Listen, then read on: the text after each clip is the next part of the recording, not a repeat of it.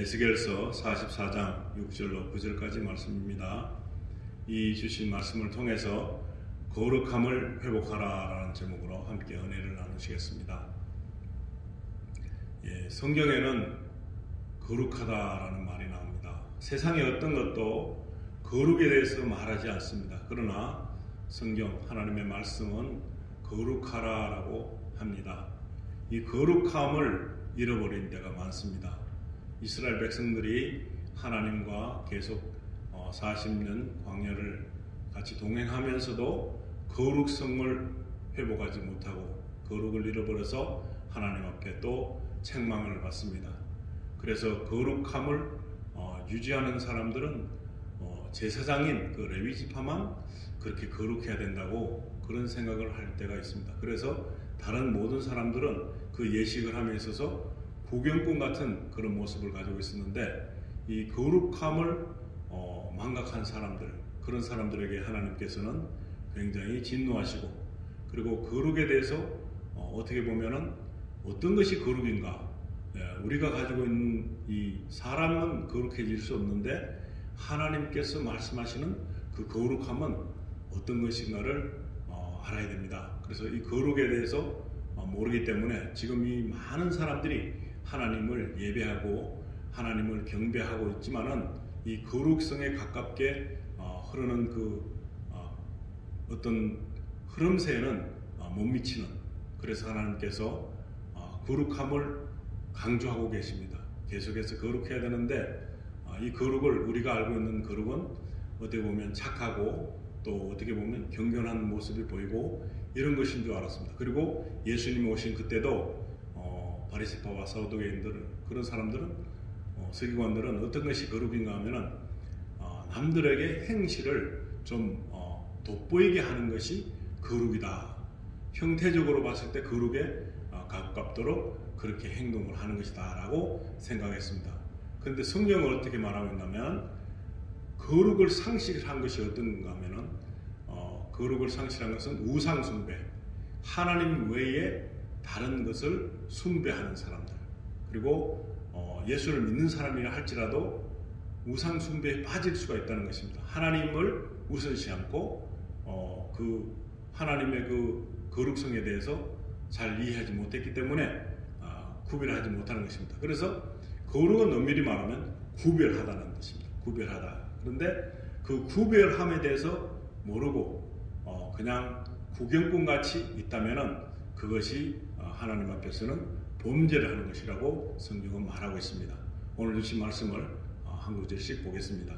에스겔서 44장 6절 보시면은, 너는 반역하는 자 곧 이스라엘 족속에게 이르기를, 주 여호와께서 이같이 말씀하시기를, 이스라엘 족속아 너희의 모든 가증한 일이 족하니라. 이 가증하게 한 행동이 뭘까요? 이 사람들은 하나님과 동행하는 삶을 살았는데 어떻게 가증한 일을 했다고 하나님께서 책망을 하시는가? 바로 이것은 하나님을 신으로 여기지 않는 것, 하나님을 나의 창조주로 여기지 않고 그저 평범하게 우리가 생각하는 그런 방향으로 그냥 보통적인 모습을 가지고 하나님을 섬겼다는 것입니다. 그런데 어떻게 하나님을 섬겼길래 이런 책망이 이 선지자를 통해서 나타나는가? 뒷절에 보시면 쭉 나옵니다. 자, 44장 7절에 보시면은, 너희가 마음과 몸에 할례받지 아니한 이방인을 데려오고 내 떡과 기름과 피를 드릴 때에 그들로 내 성소 안에 있게 하여 내 성전을 더럽힘으로 너희의 모든 가증한 일 외에 그들이 내 언약을 위반하게 하는 것이 되었으며, 이제 제단에 예물을 드리는 그런 모습을 볼 수 있죠. 그런데 그 과정에서 이방인들은 성소 바깥에 있어야 됩니다. 안뜰에도 들어오지 못합니다. 그런데 바깥뜰에서 그들은 관람을 하게 되는 것이죠. 그런데 이 제사를 예물을 드리는 그런 시점에서 많은 사람들에게 습관적으로 드리게 됐다는 말을 하고 있는 것입니다.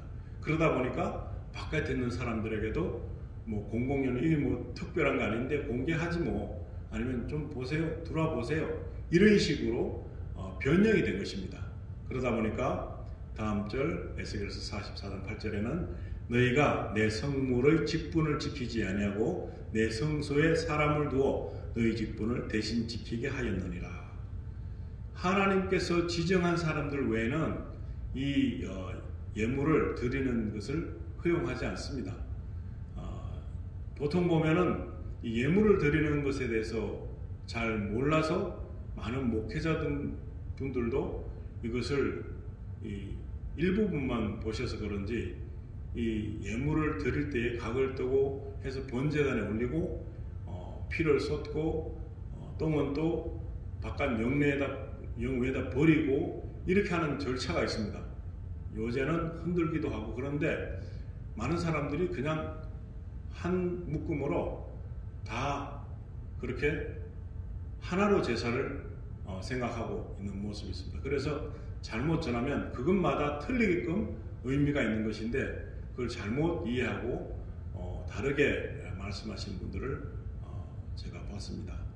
근데 여기서 오늘 주신 말씀에서는 보시면은 다른 사람들이 하게끔 하는 그런 일을 자기가 맡은 직분에 대해서 그렇게 굉장히 자부심을 가져야 되는데 다른 사람이 하도록 내버려 두는 전문성을 띠는 게 아니라 특별한 직분을 말하는 것입니다. 그런데 그렇게 하지 않고 다른 사람들에게 양도해서 너희 직분을 대신 지키게 하였느니라. 얼마나 많은 일들 과정에서 이런 모습들이 있길래 하나님께서 책망했는지 모릅니다. 그래서 제단에서 예물을 드리는 과정과 여러 가지 잡는 것과 이런 과정에 있어서 하나님께서 명령하신 것을 어긴 것이 있습니다. 그래서 이 에스겔서 쭉 보시면은 이 예물을 드리는 과정과 이런 것을 하나님께서 직접 말씀해 주시는데 그것을 너무나 쉽게 생각한 거죠. 너무나 쉽게 여기고 아무렇지도 않게 이 예물을 드리는 것에 너무나 습관화되어 버린 거예요. 그 예배를 드리는 것도 오늘 우리가 여기서 응용하면 예배 드리는 것이 습관화되어서는 안 됩니다. 그리고 매 순간순간마다 이것은 생명이 달려있는 이 죄 문제를 가지고 있는 것도 있지만은 너무나 그 동물의 생명도 있잖아요. 근데 그것을 통해서 하나님께서 형식적인 어떤 부분에 있어서 죄를 사해 주시는 그런 절차를 하나님께서 책정하신 것입니다. 하나님의 법칙으로 그랬는데 이것을 너무 쉽게 생각한 제사장들과 그 나머지 사람들이 이제 책망을 듣게 되는 것입니다. 그래서 44장 9절에 보시면은 주 여호와께서 이같이 말씀하셨느니라. 이스라엘 족속 중에 있는 이방인 중에 마음과 몸의 할례를 받지 아니한 이방인은 내 성소에 들어오지 못하리라. 아멘. 이 들어갔다는 뜻이죠. 많은 사람들이 이 예물 드리는 과정, 이 예물 드리는 과정이 다시 말하면 예배인데 죄를 속죄하는 그런 과정인데 그것에 대해서 너무나 쉽게 생각하는 것입니다. 오늘날 교회를 만약에 이 말씀과 비교해 본다면 우리는 육신을 입고 있기 때문에 날마다 죄를 범할 수 있고 범할 수 있는 가능성이 있습니다. 그렇게 됐을 때 우리가 하나님 앞에 나와서 예배를 드리는 과정에서 어떻게 보면은 번제를 드리던 그때 시대로 만약에 비추어서 보게 되면 나를 대신해서 각이 떠지고 내가 소중히 여기던 양과 소가 죽음을 면치 못합니다.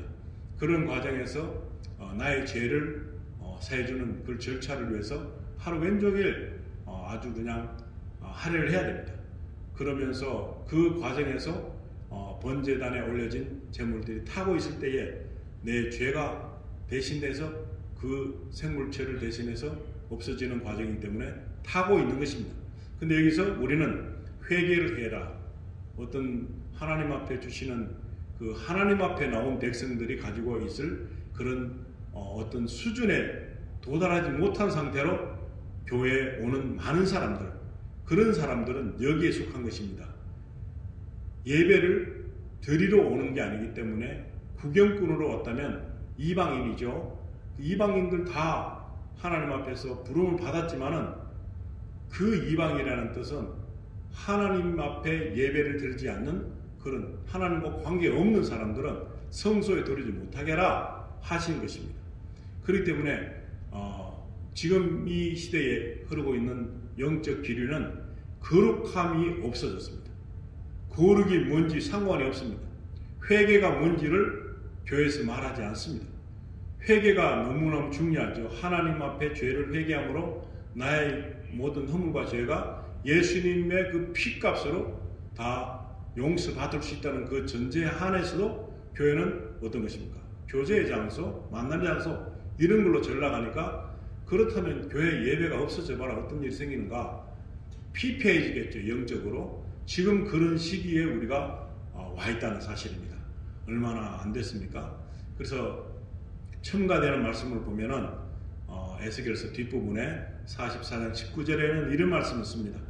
그들이 바깥들 백성에게로 나갈 때에는 수종들은 옷을 벗어 거룩한 방에 두고 제사장이 이제 바깥에 뜰에 있는 사람들을 만나러 갑니다. 그럴 때는 자기가 예식을 했던 그 옷 입었을 때 거룩함에 그 묻어나 있는 그 예식에 입었던 옷을 방에 두라는 것입니다. 가지고 가지 말라는 것입니다.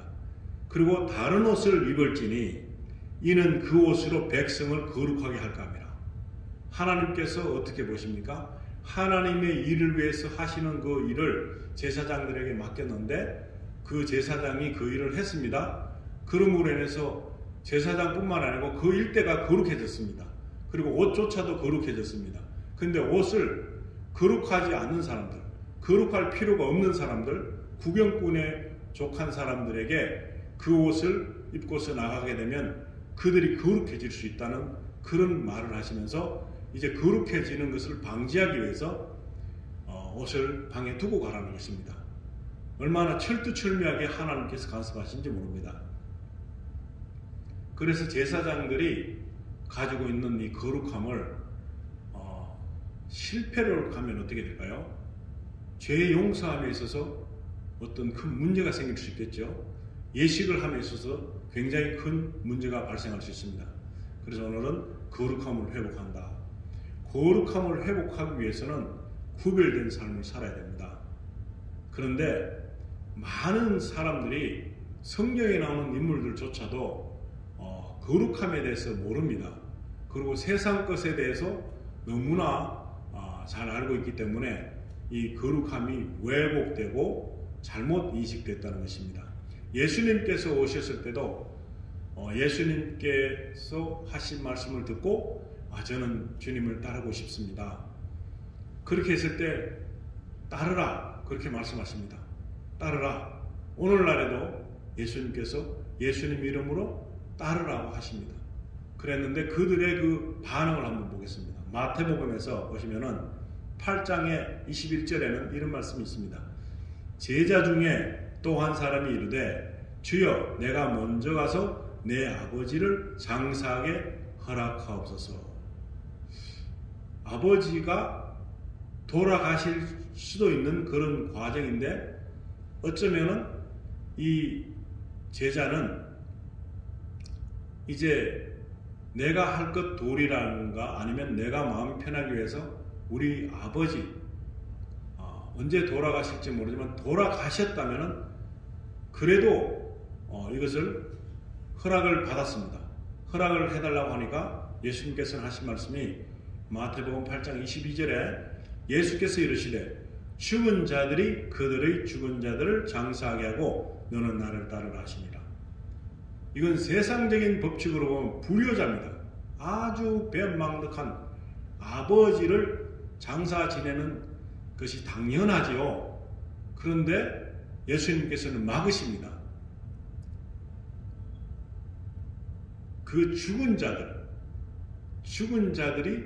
죽은 자들을 장사하게 하고 너는 나를 따르라. 그렇게 말합니다. 똑같은 말씀이 누가복음에 나옵니다. 누가복음 9장 59절에 또 다른 사람에게 나를 따르라 하시니 그가 이르되 나로 먼저 가서 내 아버지를 장사하게 허락하옵소서. 누가복음 9장 60절에 이르시되 죽은 자들로 자기의 죽은 자들을 장사하게 하고 너는 가서 하나님의 나라를 전파하라 하시고 이해가 되지 않습니다. 그렇죠? 그런데 이 죽은 자들이 오늘 본문에 나온 이방인들, 구경꾼들, 하나님의 그 사랑 안에 예속되지 않는 사람들, 들 밖에 있는 사람들, 그런 사람들로 분류될 수 있습니다. 그래서 하나님을 믿지 않는 사람들은 죽은 자도로 이렇게 표현이 될 수도 있다고 볼 수 있습니다. 그래서 9장 61절에는 또 다른 사람이 이르되 주여 내가 주를 따르겠나이다마는 나로 먼저 내 가족을 작별하게 허락하소서. 가서 나는 이제 주님을 따르니까 내가 안 보이더라도 그렇게 알고 있으라 하고서 이제 이별을 하는 것이죠. 그런 것을 예수님에게 말씀하십니다. 그럼 예수님이 어떻게 했습니까? 누가복음 9장 62절에 예수께서 이르시되 손에 쟁기를 잡고 뒤를 돌아보는 자는 하나님의 나라에 합당하지 아니하리라 하십니다. 무슨 말입니까? 지금 앞으로 할 일들이 지금 조금 지난 그보다는 너무너무 중요하다는 것입니다. 여기서 일맥상통할 수 있는 말씀 중에 창세기에 보시면은 롯이 소돔과 고모라를 떠나죠. 근데 롯의 아내에게만 그랬겠습니까? 그 모든 가는 사람에게 들로도 가지 말고 산으로 도망해라. 너희들이 멸망할 것 같다. 그렇게 이제 천사가 말했습니다.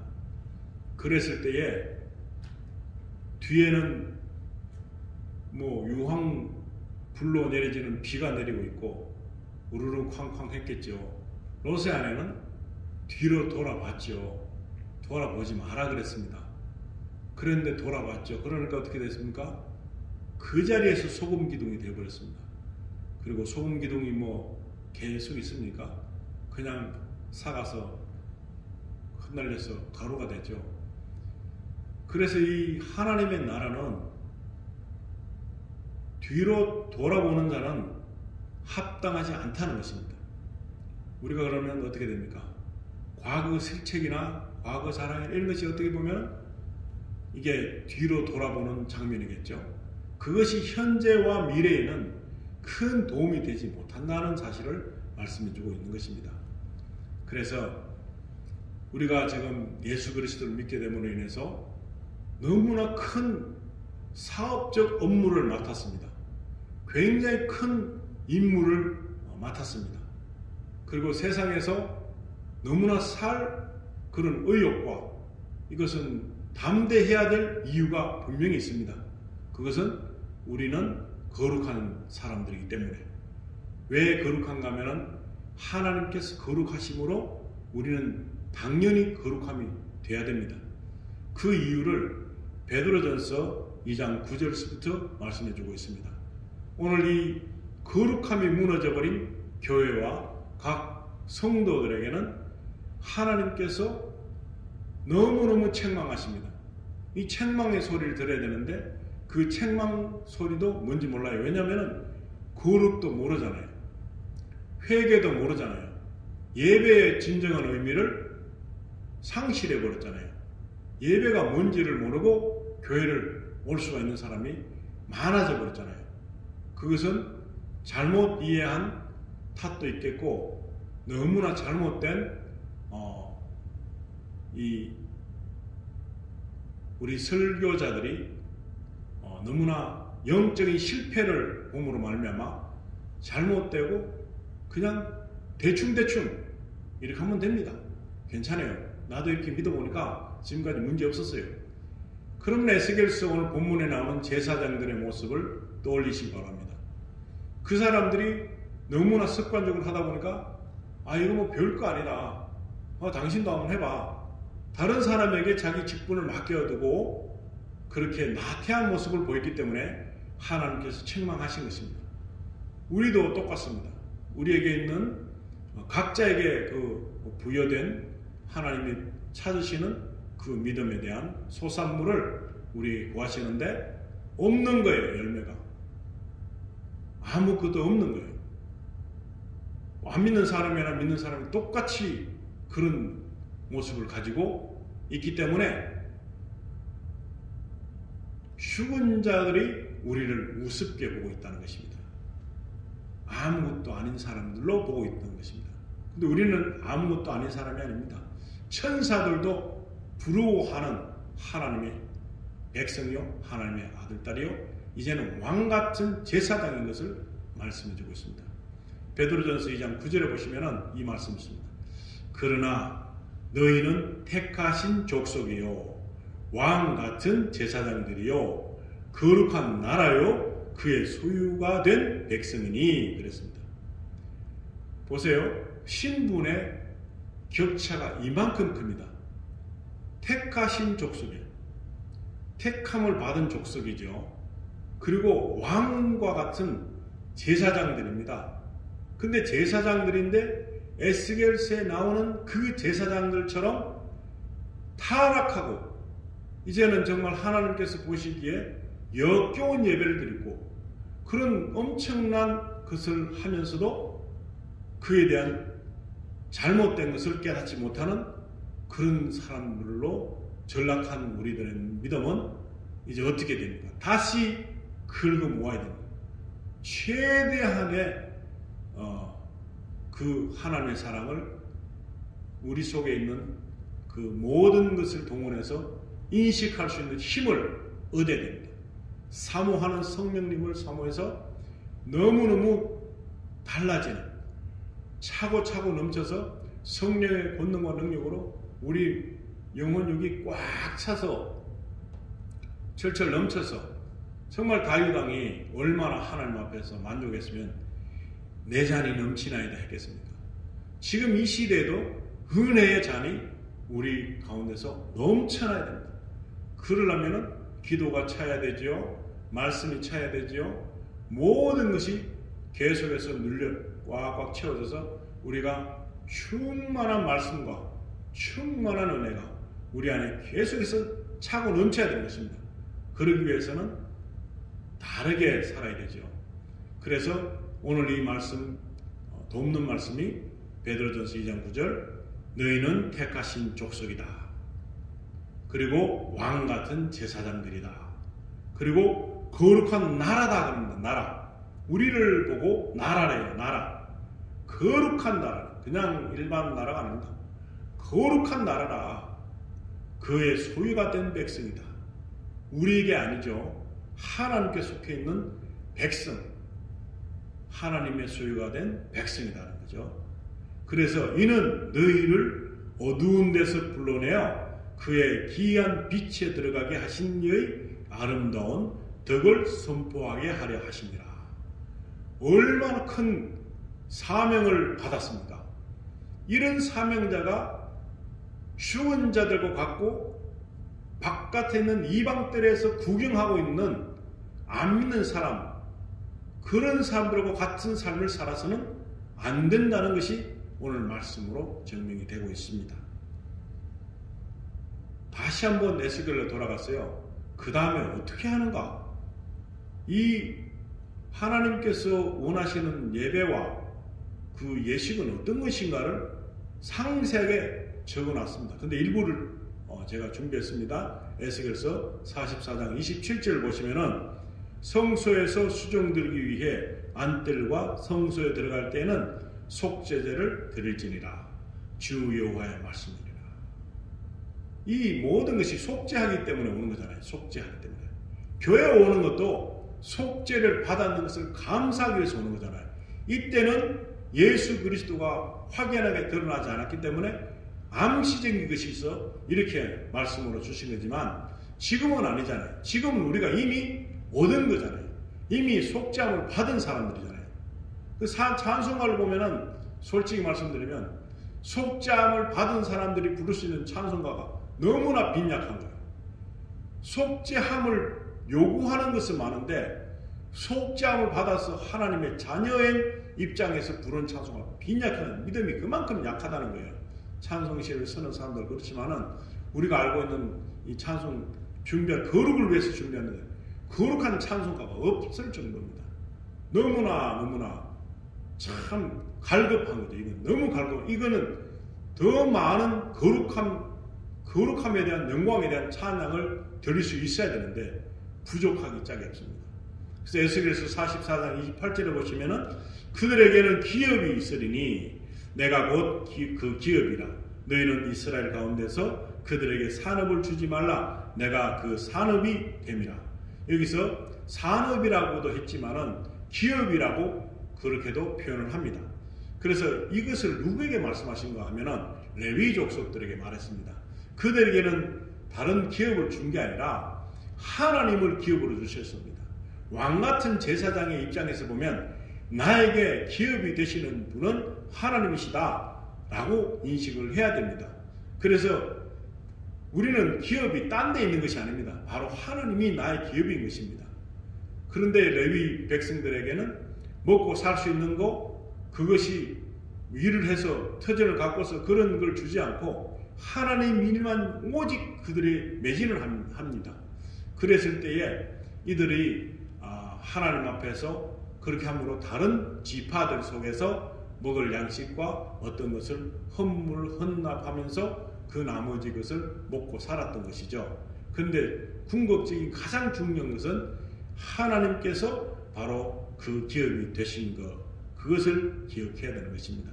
그랬는데 또 하나의 그 어떤 조건이 있는데 너무 좋은 조건이면서 이것을 통해서 하나님께서는 모든 사람이 평안을 원하고 모든 사람이 하나님의 그 득스러움을 공급받게 하신 것입니다. 그 다음 절 에스겔서 44장 30절에 보시면은 또 각종 처음 익은 열매와 너희 모든 예물 중에 각종 거제 제물을 다 제사장에게 돌리고 이제 기업이 없으니까 먹고 살기 힘들어요. 근데 이 사람들에게 허락을 합니다. 우리가 이제 이렇게 생각하시면 됩니다. 다른 안 믿는 사람이나 우리 주변 사람들이 우리를 돕기 위해서 뭔가를 제공해 주시면은 그들 위해서 할 일이 있다는 것입니다. 그래서 이 제사장에게 돌렸을 때에 너희가 또 첫 밀가루를 제사장에게 주어 그들에게 내 집에 복이 내리도록 하게 하라. 이런 특권을 주셨어요. 우리가 고마움을 참 갚기가 힘들잖아요. 그럴 때는 우리가 하나님 앞에 축복을 내리도록 그 다른 사람들을 위해서 기도하는 것입니다. 하나님, 저는 저분에게 도움을 많이 받았는데 제가 그것을 갚을 수가 없네요. 하나님께서 그들에게 복을 주셔서 그들로 윤택하게 하여 주시옵소서. 이런 것을 필요로 하는 것이죠. 오늘날에 우리는 이런 제사장의 직분을 맡은 것 같은 우리들이 할 일이 그런 것입니다. 그래서 우리가 어떻게 보면은 다른 사람들은 아이고 내가 뭔가를 주면 다른 사람이 또 뭔가를 해주고 이렇게 공공하게 있는 그런 그 주고받는 것으로 이 세상은 이렇게 살아가게 되어 있습니다. 그랬는데 이 하나님을 믿다 보면 그러지 못할 때가 많아요. 너무나 많은 사랑을 받는데 그 사랑을 갚을 수가 없어요. 그래서 우리는 믿는 사람들은 어떻게 됩니까? 세상 사람들은 저 참 인색하시네. 어떻게 저럴 수가 있나? 받았으면 뭔가 있어야 될 텐데 이런 마음을 품을 수도 있지만 그게 이제 안 될 때 말이죠. 우리는 하나님께 기도하는 것이죠. 알게 모르게 그 고마움을 하나님에게 토로하면 그 하나님께서 그들의 가는 길에 형통함을 주시게 될 것이고 우리를 대신해서 갚아주시는 그런 역사가 있다고 성경은 말하고 있습니다. 그래서 우리는 짐이 많죠. 엄청나게 많은 짐을 지고 있죠. 그러나 그것을 우리 것으로 생각하면 안 되니까 우리 하나님께서 우리 기업이 되시는데 기업을 위해서 우리가 하는 것이죠. 그래서 그것을 위해서 교회는 성장해야 되고 교회가 성장하는 게 큰 건물이고 뭐 이런 숫자고 그게 아니라 한 개인이 온전케 하나님의 사랑을 받아들이고 예수 그리스도가 개인의 구세주가 되는 것을 믿는 그런 믿음이 생기는 그것이야말로 우리들에게 뭐라 그럽니까? 너희는 거룩한 나라다. 그렇게 말씀하시는 거잖아요. 그래서 베드로전서 1장 14절에 보시면은 너희가 순종하는 자식처럼 전에 알지 못할 때에 따르던 너희 사욕을 본받지 말고 이제 거룩해지려면은 우리가 가지고 있는 사욕, 욕심적인 것을 따르지 말아야 하는 것입니다. 그리고 1장 15절에 보시면 오직 너희를 부르신 거룩한 이처럼 너희도 모든 행실에 거룩한 자가 되라. 이 거룩을 빼버리면 예수님은 너무나 아무 존재 가치가 없으신 분으로 보일 수 있습니다. 예수님은 항상 거룩하셨습니다. 누가 뭐래도 거룩했습니다. 그런데 많은 사람들은 예수님을 그냥 어릴 때 우리 학교에서 배운 것처럼 4대 성인, 그냥 괜찮은 사람 중에 한 사람, 그런 사람으로 봅니다. 그게 아니죠. 예수님은 정말 하나님이시기도 하지만은 정말 우리에게는 독보적인 존재, 나의 구원자이십니다. 그것을 모르기 때문에 예수님은 그냥 무조건 모든 것을 수용하시는 분이 아닙니다. 예수님도 얼마나 무서운 분인지 몰라요. 징계하러 오신다잖아요. 이제 징계하러 오시는 재림주가 되시는 것입니다. 그때 예수님은 봐준 거 없습니다. 예수를 모르는 자는, 믿지 않는 자는 그냥 죽은 자로 판단하시고 그냥 태워버리시는 겁니다. 다음 절에 베드로전서 1장 16절에 보시면 기록되었을 때 내가 거룩하니 너희도 거룩할지어다 하셨느니라. 우리는 거룩해질 수 없습니다. 무슨 수를 쓰서라도 사람은 거룩하고는 거리가 멉니다. 동물도 거룩은 아무 상관없는 것입니다.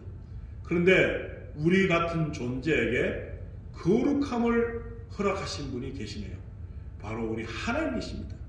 우리 하나님께서 내가 거룩하니 너희도 거룩해라는 것입니다. 내가 거룩하지 않으면 너희 마음 상관없지만 내가 거룩하니 너희도 거룩할지다. 이 지금 믿는 사람들이 빈곤하고 빈약한 것이 거룩이 없다는 것입니다. 거룩이 없다는 것이 이게 정말 난감하기 짝이 없는 것입니다. 이건 정말 말이 안 되는 것입니다. 거룩함이 없잖아요. 거룩함이 없기 때문에 거룩이 뭔지 모르잖아요. 구별되는 삶입니다. 하나님을 기업으로 믿고 구별되는 삶을 사는 것이 거룩인 것입니다.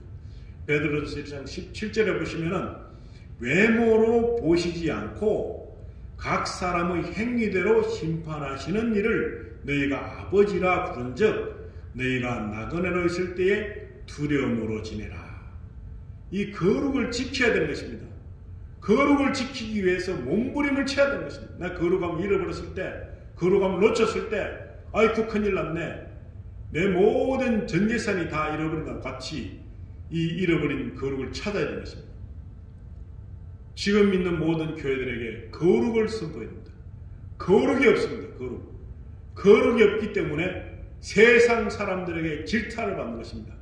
죽은 자들에게 우리 산 사람들이 굉장히 모멸감을 받고 있는 것입니다.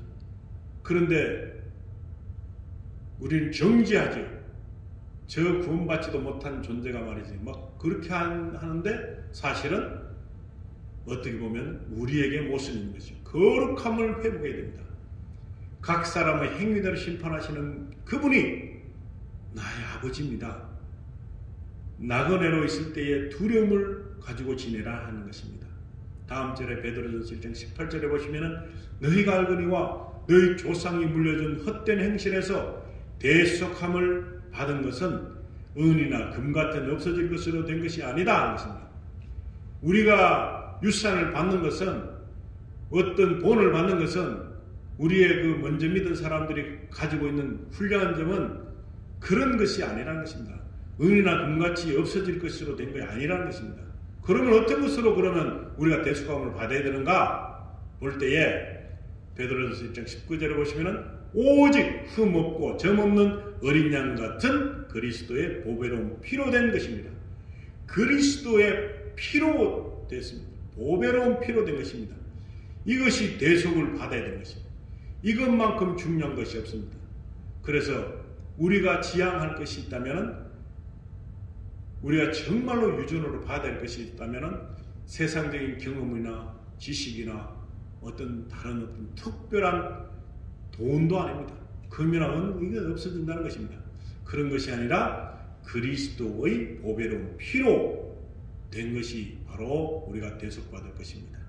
그래서 베드로전서 1장 20절에는 그는 창세전부터 미리 알린 바 되시니나 이 말세에 너희를 위하여 나타내신 바 되었으니 21절에는 너희는 그를 죽은 자 가운데서 살리시고 영광을 주신 하나님을 그리스도로 말미암아 믿는 자니 너희 믿음과 소망이 하나님께 있게 하셨느니라. 믿음과 소망이 다른 것에 있으면 안 된다는 것입니다. 우리의 믿음과 소망이 다른 것에 얼마나 빠져 있습니까? 얼마나 보암직하고 먹음직하고 탐스러운 것이 세상에 얼마나 많습니까? 그런 것에 믿음과 소망을 허당하게 낭비해서는 안 됩니다. 우리가 바라고 있는 바람이 굉장히 중요한데 이것을 굳건히 붙잡고 있으려면 예수 그리스도 피요 그리고 죽은 자 가운데서 살리시고 영광을 주신 하나님을 그리스도로 말미암아 믿는 자, 우리가 그리스도로 말미암아 믿게 된 하나님이 가장 큰 믿음과 소망이 되어야 된다 하는 말씀입니다. 베드로전서 1장 22절에 보시면 너희가 진리를 순종함으로 너희 영혼을 깨끗하게 하여 거짓이 없이 형제를 사랑하기에 이르렀으니 마음으로 뜨겁게 서로 사랑하라. 이건 어떤 마음입니까? 예수님 마음입니다. 예수님은 예수님을 직접 죽이는 자, 예수님을 창으로 찌르는 자, 예수님을 못을 박는 자, 죽게 그렇게 허락한 자, 이 모든 것들 속에서 뭐라 말씀하십니까? 아버지여, 저들이 하고 있는 죄를 저들도 잘 모릅니다. 용서해 주세요. 그런데 왜 모른다고 이야기할까요? 우리가 어떤 일을 해놓고 보면 우리가 잘 모르는 일이 있습니다. 그건 하나님의 영광되는 일을 방해하는 공작으로 마귀가, 사단이, 하나님을 배신한 그런 존재들이 우리에게 상급을 못 받게 하기 위해서 우리를 완전히 혼란 속에 가둬서 온전케 하나님께 영광 돌 수 있는 그런 것을 막는 일을 매일매일 하고 있습니다. 왜 내가 그랬을까? 왜 갑자기 그런 일을 했을까? 많은 은사자들이 기도했을 때 낫고 병자가 치료되고, 저도 그런 경험을 많이 했습니다. 인생이 완성되지 못한 상태에서도 하나님의 은사는 족하게 일어났습니다. 그런데 회의감이 막 올 수 있습니다. 하나님이 어떻게 보면은 이상하다. 하나님, 내가 이렇게 별로인데 하나님 어떻게 기도하면 그런 일이 일어나지? 혼자서도 혼란이 올 때가 많습니다. 근데 그것은 우리 몸에 있는 아직도 변화받지 못했는 과정에서 성령이 충만하지만 그 과정에 옛적에 있었던 습관, 그리고 옛적에 있던 찌꺼기들, 이런 것들이 걸러지지 않고 내 잔이 하나님의 은혜로 부어져 가지고 차고 넘쳤던 것입니다. 그 찌꺼기를 걸러내야지 순수한 하나님의 그 놀라우신 은혜로 내 잔이 넘치나이다 될 텐데, 그것이 되지 않아서 그것을 걸러내는 작업을 하지 않으면 어떻게 될까요? 나중에는 자화자찬하는, 내가 낫겠네, 내가 치료했네, 내가 이적과 기적을 만들었네 하는 것으로 오만한 자리에 저절로 앉아져 버립니다. 깨닫는 것이 축복인 것입니다. 내가 인품으로도 완성되지 못했어요. 성품으로도 완성되지 못했어요. 분노가 불같이 일어나는 일도 허다히 일어나요. 그런 마음에도 불구하고 은사가 일어나는데 기회가 왔습니다. 굉장히 깊게 내 속에 있는 상처들을 빨리 성령에게 맡기는 것입니다. 하나님께 내어놓고 기도해서 찌꺼기가 다 없어질 때까지 걸러내 버려야 되는 것입니다. 그것을 걸러내서 버리면 때가 되면 차고 넘치는 은혜와 놀라우신 권능이 계속해서 임해주시는 그것을 놓치지 않으면 지속적으로 하나님의 은혜와 은사가 계속해서 흘러가는 것입니다. 하나님이 원하시는 것입니다. 근데 그것을 잘 하지 못해서 영적인 수준이 요만큼이면 만족하다? 우리 생각이죠. 끝도 없는 은사와 끝도 없는 영적 그 수위가 있습니다. 그게 도달할 수가 없습니다. 이 찌꺼기를 가지고는 도저히 도달을 못합니다.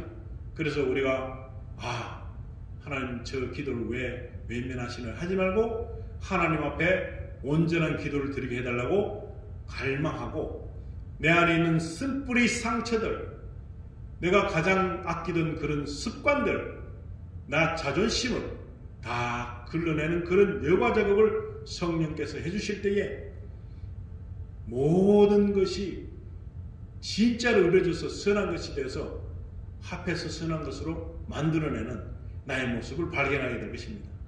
우리에게 날마다 있습니다. 짜증나고 기분 나쁘고 있습니다. 그런 것들도 다 사라지게 될 수 있는 조건 하나가 찌꺼기를 걸러내는 것입니다. 우리 안에 있는 상처와 쓴뿌리를 잘 뽑아내서 그걸 하나님 회개함 하나님이 가져가세요. 이 내가 참 이거 안 하면 나 자존심 다 구겨지는 것 같은데 이거 내가 아끼고 왔습니다. 이거 버리기를 원합니다. 오늘 이 시간에 버려주세요. 가져가세요. 이렇게 버릴 때에 새 사람이 되는 줄 믿습니다. 날마다 말씀으로 왜 갈고 닦아야 됩니까? 이 쓴뿌리와 상처를 치유받기 위해서, 내가 온전케 되기 위해서, 흠도 없고 점도 없게 되기 위해서 말씀과 기도로 무장을 해야 되는 것입니다. 그러기를 하지 않고 이 정도면 난 괜찮은 것 같아. 이 정도 믿으면 뭐 역사도 일어나고 괜찮은 것 같아. 그렇게 생각했던 그 순간은 막아지는 것입니다. 성령의 능력과 역사가 막아지는 것입니다. 그렇기 때문에 누구를 사랑할 수 있을까요? 사랑하는 척은 할 수 있지만 진정한 사랑은 거기서 나는 것이 아니더라는 것입니다. 그래서 제가 그 자극을 계속 해보니까 달라져야 되는구나. 그 옛 모습들을 이길 수 있는 힘은 우리에게 없지만은 이건 오직 주님께 맡겨야 되는구나. 맡기지 않으면 기쁨이 없구나. 환희가 없구나. 소망도 믿음도 없구나. 하루아침에 무너져 버립니다. 기도를 아무리 해도 그냥 확 분노가 치솟고 어떤 일을 통해서 열불을 내고 이게 순간적으로 모든 기도와 모든 경건이 다 사라지고 거룩은 어디가고 없고 껍데기도 찾아볼 수가 없는 그런 모습의 크리스찬이라고 하는 자리에 서 있는 것입니다. 이렇게 되면은 망한 것입니다. 우리가 이 피골이 상접한 모양은 살아있으나 죽은 모습을 그대로 유지한 죽은 자도로 장사하게 하는 그런 예수님의 그 책망만 들을 뿐이지 열매가 없습니다. 그래서 이제 다시금 믿는 방법을 말씀으로 가야 되고 거룩해야 되고 그리고 다른 사람들 흉내낼 필요 없습니다. 아직도 무궁무진한 영적 세계를 체험해야 되는 것입니다. 예수님은 따라오기를 원하고 계십니다. 오늘도. 그래서 23절에 베드로전서 1장 23절에 보시면은 마지막으로 너무 중요한 말씀을 해주고 있습니다. 너희가 거듭난 것은 썩어질 씨로 된 것이 아니요 썩지 아니할 씨로 된 것이니 살아있고 항상 있는 하나님의 말씀으로 되었느니라. 이것이 아멘이 되어야 됩니다. 거듭난 것은 썩어질 씨로 된 것이 아니요 썩지 않을 씨로 된 것이니 살아있고 항상 있는 하나님의 말씀으로 되었느니라. 우리가 이 말씀을 볼 때에 이 말씀이 이런 역할을 하고 있다는 것입니다. 거듭난 것이 그냥 된 것이 아닙니다. 살아 있어야 됩니다. 썩어버리는 그런 것 갖고 우리는 거듭날 수가 없습니다. 그런데 말씀으로 우리는 고치받을 수 있고 쓴뿌리도 제거할 수 있고 나에게 있는 찌꺼기 같은 그런 더러운 행실과 마음의 감정을 다 씻어주시는 그것이 바로 말씀으로 씻겨져야 하는 것입니다. 말씀과 성령으로 씻겨져서 거듭나는 것입니다.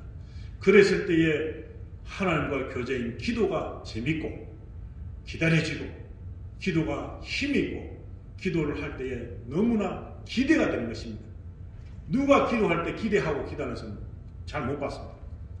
많이 있지만은 정말로 중요합니다. 우리가 기도했을 때 힘을 받게 되고 기도가 즐거운 일이 되고 기도함으로 인해서 정말로 내 안에 너무나 하나님의 사랑, 그 그리스도의 사랑의 열정으로 불타는 그런 놀라운 일들이 희망적인 것들이 우리 안에 내재해 있는 것이 항상 있으면 더러운 것들이 틈타지 못합니다.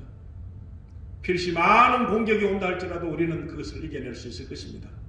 이것을 결단하는 것은 이길까 말까 하는 결단은 내가 하는 것입니다. 하나님께서 나에게 그것을 맡겨주십니다. 그것을 해도 되고 안 해도 되는데 그 결단을 안 하면 어떻게 될까요?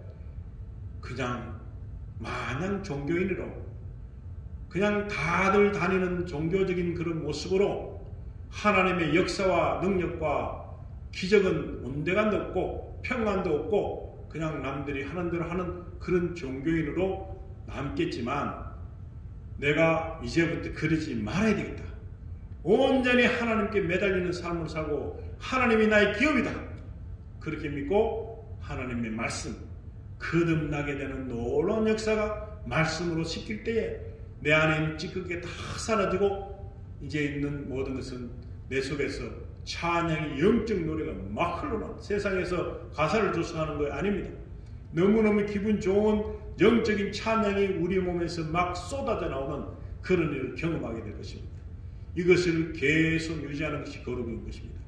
거룩을 하는 것은 그냥 구별하는 것인데 그 구별이 내가 마음대로 할 수 있는 구별이 벌써 했겠죠. 아니라는 것입니다. 하나님의 말씀으로, 성령의 인도하심으로 우리가 하나님의 기업이 되고 정말 거룩한 나라가 될 때 이것은 가능한 것입니다. 거듭난 것을 경험한 사람들은 성령이 오실 때 그 표시가 나지 않게 오십니다. 놀라우신 하나님의 권능으로 티가 나지 않게, 그러나 거듭난 본인도 알고 성령께서도 알고 천사들도 알고 하나님도 거듭난 것을 아니까 이 세상 모든 것이 달라져 보이는 그런 순간이 오는 것입니다. 오늘 저와 여러분에게 이런 놀라운 축복이 충만하기를 예수님 이름으로 축원합니다. 같이 기도하시겠습니다. 하나님, 저희들은 너무나 무지함에도 불구하고 우리가 세상의 나이를 먹으면서 현명한 자라고 여길 때가 많았습니다.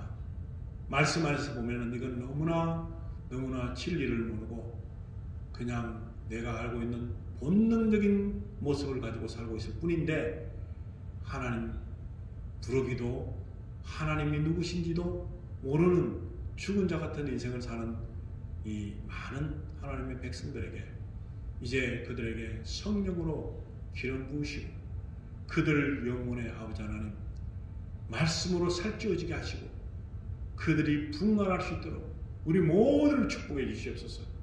그들이 아니라 우리가 바로 아버지 하나님 앞에 귀히 쓰임받는 그런 매 순간의 삶이 되기를 원합니다. 아버지 하나님, 이 많은 것들 중에 우리를 존귀케 하여 주셔서 하나님의 살아계심을 노래하고 기뻐하고 이 모든 것을 회복하는 그런 일에 저희들을 사용해 주신 줄 믿습니다. 죽어가는 영혼들을 살리는 일에 저희가 예수님 사랑으로 다가가서 사랑할 수 있기를 원합니다. 그저 듣는 설교, 그저 보는 읽어가는 성경이 아니라 살아계신 말씀으로 우리가 받아서 우리 영혼이 죽었다가 정말 꺼져가는 불 같다가도 이제는 피어오르는 정말 활활 타는 불이 되게 하시고 꺾여져가는 갈대 같은 그런 모습을 가지고 영적인 모습이 간당간당 걸어가는 그 순간에도 하나님의 말씀이 부어짐으로 이제는 온전히 세워지는 거목이 되는 그런 놀라운 축복을 우리 모든 믿음의 사람들에게 부어주셔서 아직도 택함 받은 사람들이 돌아오지 못하는 그런 사람들, 아버지 하나님 때를 얻게 하시고 우리를 사용해 주실 때에 능력과 권능이 나타나는 귀한 일도로 축복하여 주시고 우리 자녀들과 그 알고 있는 모든 사람들, 우리 주변의 사람들 모두가 하나님의 능력 가운데 들어올 수 있도록 축복하여 주시를 간절히 바라고는 때 우리 주 예수님의 이름으로 감사드리며 기도드립니다.